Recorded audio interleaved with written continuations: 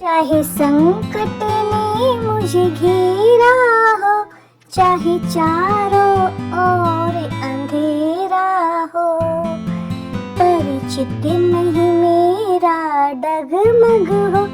बिल्कुल इसी चित्त की बात हो रही है। स्ट्रॉन्ग डिटर्मिनेशन के साथ एवरीथिंग इज पॉसिबल, है ना? रिया की जिंदगी में भी कुछ ऐसा ही हुआ था।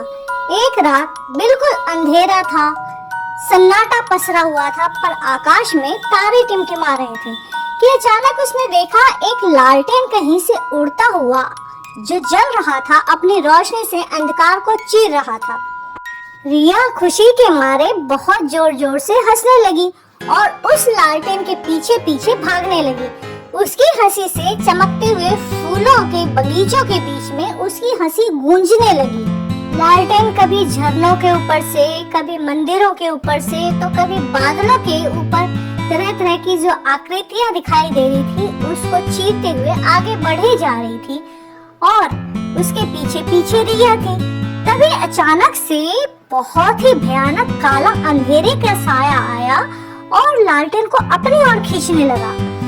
रिया ने भी पूरी कोशिश की और अपना हाथ बढ़ा दिया लालटेन को पकड़ने के लिए। उसका जो कॉन्फिडेंस था वो बहुत ही जबरदस्त था।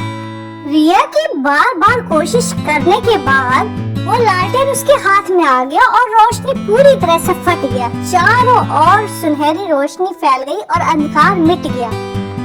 इस लालटेन ने न सिर्फ रिया की जिंदगी की उदासी और अंधेरापन, सन्नाटा सब मिटा दिया था, बल्कि एक उम्मीद और एक आशा की किरण फिर से उसके दिल में जगा दिया था।